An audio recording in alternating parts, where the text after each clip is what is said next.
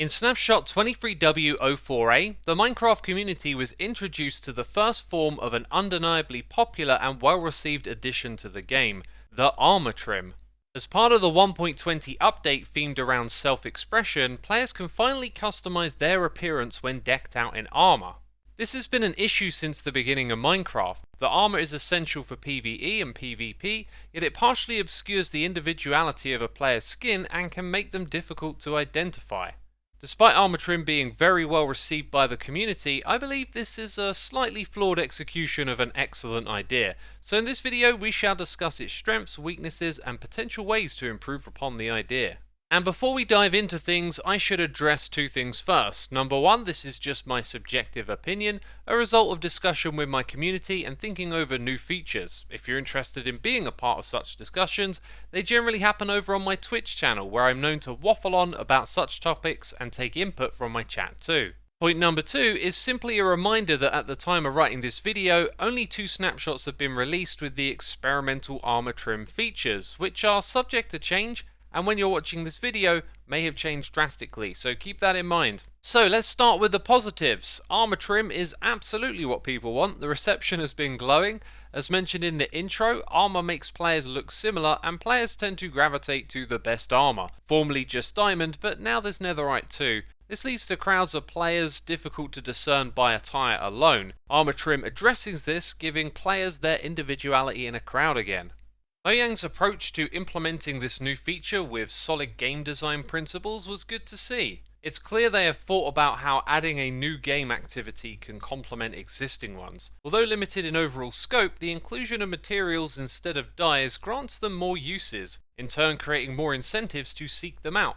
A motive to explore the world is also added through the smithing templates. Found in the loot chests of 11 different structures, players have a real reason to visit these structures again. The jungle temple, for example, is pretty pitiful in what it offers. I can't tell you the last time I intentionally sought one out, but at least now I have a good reason to.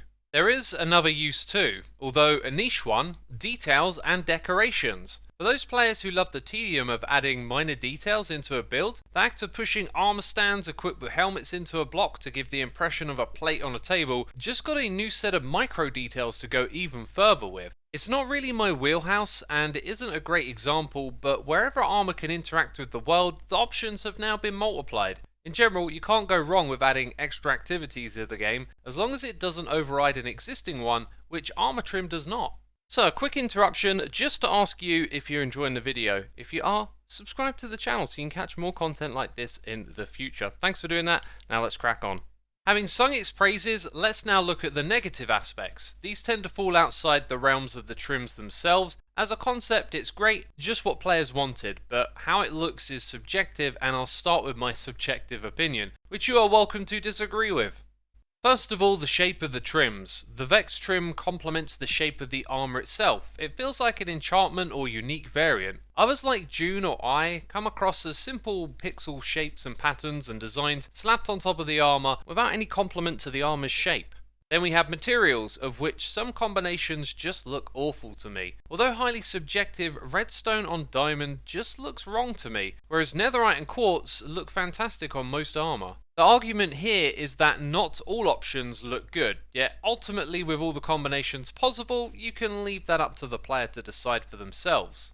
Getting past subjective preferences, we have the cost. I think the current system is fair for expanding a personal wardrobe of armor, but if players want to create multiple sets of armor for a minigame and the like, it's going to cost them dearly. And what about experimentation? Although we do get an armor stand preview in the smithing table, this leaves little room for mistakes or simply changing up one's appearance on occasion. 7 diamonds to duplicate the smithing template may not seem like a lot, but it's 28 for a full set. And what if this feature gets expanded to tools, weapons and the elytra too? I think reducing the cost would be wise.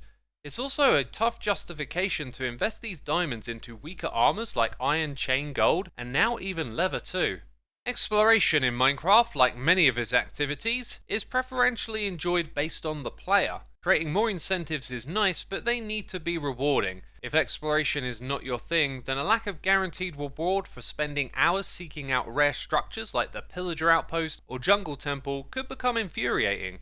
The low chances initially proposed have already been improved, but I do think they create a bit of a gamble with your time, as looking for structures in this game can eat hours of time away when not using external map tools like Chunkbase or Mist that give you the exact coordinates. And what happens when the harsh punishment of death comes? Perhaps lava or the 5-minute despawning of items rid you of your hard-earned armor trim. There is now a far greater cost in returning your gear back to normal. Lastly, a bit of an odd air quotes complaint, or should I say observation. Being a part of the Hermitcraft server, new features often get me thinking about how they fit into the diamond economy. The large diamond investment to clone templates and offer customers unique armor, weighed against the hundreds of possible combinations a player might desire, seems to make this a doomed business venture. A shop would have to have a large stock to satisfy its customers' needs. You could sell the templates, but it feels like an opportunity here was missed. Obviously, a unique situation like SMP shops only represents a sliver of the Minecraft player base experience, but I thought it was worth mentioning. In outlining the positives and negatives, you may have noticed that there isn't much room for improvement. The core of the idea is simple and well executed, but nonetheless, here are some proposed solutions. This first one will diminish the need for exploration. I think it's important not to force the player to explore over and over again. Have them obtain their reward after committing the time. Templates in loot chests should be the reward for finding such rare structures as the Woodland Mansion and Pillager Outposts and Strongholds. The more common ones like desert temples and shipwrecks could easily accommodate a lower chance of finding a template if deemed necessary. But otherwise, I think the chance of getting a template should just be 100%. Smithing templates can also be cloned, but I'm not sure how this plays out for the average player. Will they choose to go on somewhat of a more reliable grind to mine diamonds, or seek out adventure again, not knowing how far or for how long they need to venture? This ultimately comes down to the preferred player style of the player, but what if neither of these were necessary costs to create more trimmed armor? Making it cheap makes it more accessible.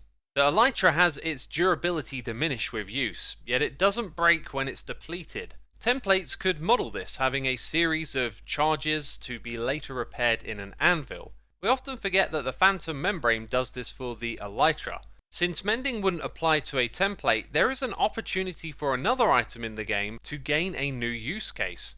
This could also complement the exploration cores as a generic loot commonly found in chests. This would make it much more accessible through the shorter, not destination-specific explorations of a Minecraft world. As an alternative to this, the template could simply be permanent, not being consumed by the smithing table. The smithing table could demand a use cost. This could reduce those 7 diamonds down to a single one, or make use of an alternative material when creating armor trims. Both these ideas reduce the reliance on exploration and reduce the cost for the player, which is what I think is needed.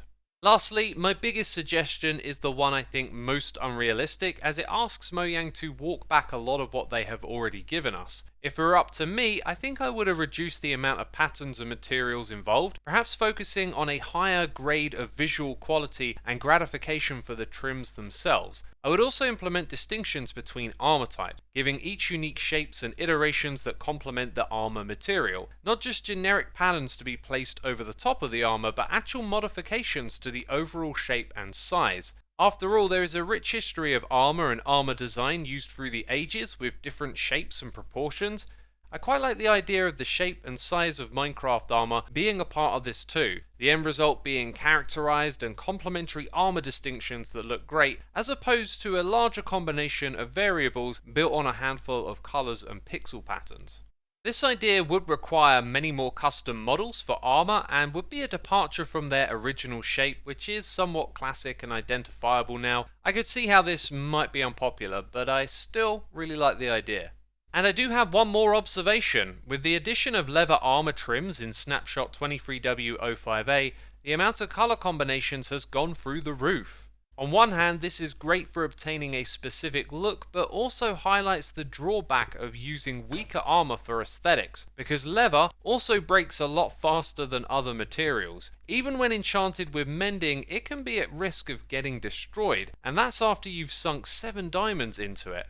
I don't have a proposed solution for this, but I think it speaks loudly for the two uses of armor being at odds with one another: functional use for survival and cosmetics. Perhaps what armor trim really needs is a way to provide those cosmetics without sacrificing that functionality. So those are my thoughts, and I'd love to hear yours. Please do comment down below, and while you're down there, leave a like. And also check out the Minecraft Discussions playlist that this video is a part of. If you want more content just like this, that's the place to go check out for more. Thanks for watching the video, and I'll see you soon. Bye bye.